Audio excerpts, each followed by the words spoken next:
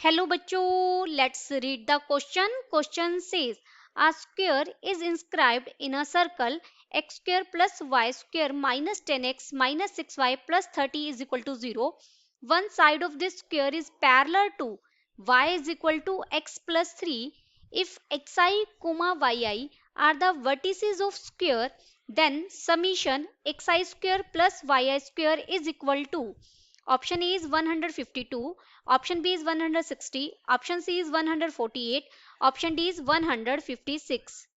First we see the key concept. Circle की general equation यहाँ हम देखेंगे. सर्कल की जनरल इक्वेशन क्या होती है? X square plus Y square plus 2gx plus 2fy plus c is equal to 0. इस सर्कल का सेंटर क्या होगा? सेंटर बनेगा बच्चे -g कोमा -f. और रेडियस अगर हमें फाइंड आउट करनी हो तो रेडियस क्या होगी? रेडियस का लिए फॉर्मूला है square root of G square plus F square minus सी.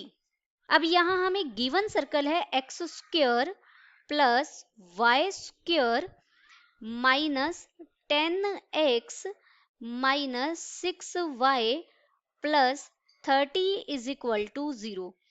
तो यहाँ सेंटर क्या हो जाएगा?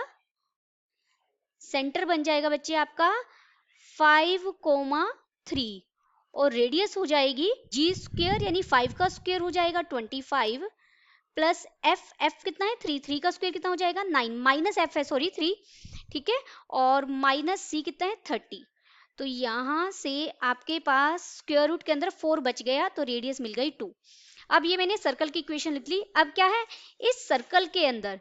जिस सर्कल का सेंटर क्या है 5,3 और रेडियस क्या है 5,3, जिस सर्कल है का सेंटर है और ये रेडियस कितनी है 2 ही रेडियस है.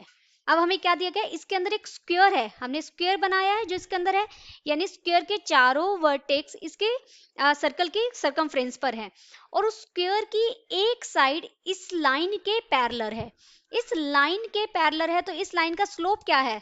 अगर गिवन लाइन के स्लोप की बात करेंगे हम y is equal to M X plus C की फॉर्म का स्लोप है यहाँ पर 1.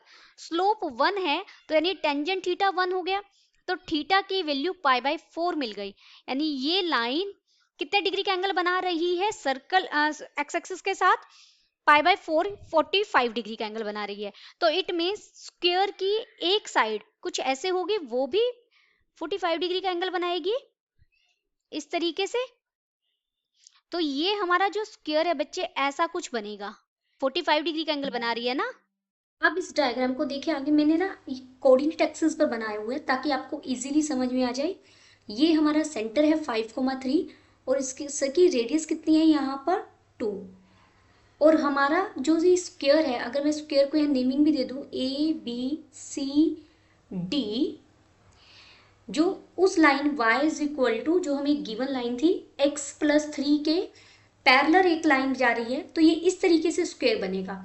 इस तरीके से स्क्वायर बनेगा तो बच्चे आप सिर्फ यहाँ ऑब्जर्व कर सकते हैं. मुझे ABCD के कोऑर्डिनेट्स फाइंड आउट करने हैं. अब ये देखिए ये पॉइंट 4 है, ये 0 है, यहाँ बीच में 1 होगा, ये 2, ये 3 और ये 4 और ये 5.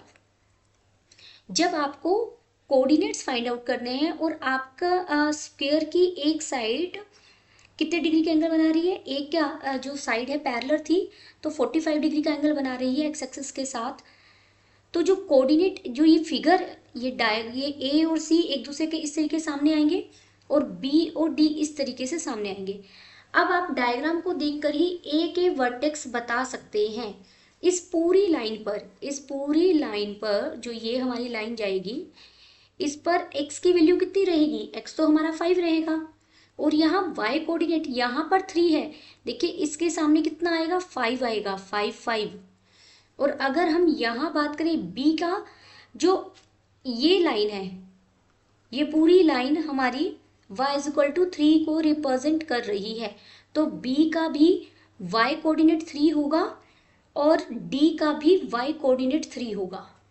अब इसका x कोऑर्डिनेट देखिए कहाँ बनेगा? 3 पर ही बनेगा और इसका x कोऑर्डिनेट 7 पर बनेगा और c है उसका x कोऑर्डिनेट फिक्स है 5 और y कोऑर्डिनेट क्या हो जाएगा, 1 हो जाएगा। अब हमें स्क्वायर के सभी वर्टेक्स मिल गए हैं, तो हम समीशन एक्स आई, हमें एक्स आई स्क्वायर प्लस वाई आई स्क्वायर फाइंड आउट करना था। एक्स आई स्क्वायर प्लस वाई आई स्क्वायर हमारा इक्वल हो जाएगा 5 का स्क्वायर 25 प्लस 5 का स्क्वायर 25 प्लस 3 का square 9 plus 9 plus 49 plus 9 plus 25 plus 1। इसे आप ऐड कर देंगे, देखिए 25 50 हो गई, और ये 25 कितना हो गया 75 और 10 ये हो जाएंगे, इन दोनों को मैं ऐड करूँ 85 में अगर 50 ऐड करें हम, 85 में अगर आप 50 ऐड करेंगे तो मुझे कितना मिलेगा 135 135 में 17 हम ऐड करेंगे तो ये हो जाएगा 152। तो कौन सा आंसर मेरा करेक्ट हो जाएगा, option A is correct. Hope you understood it well, best of luck.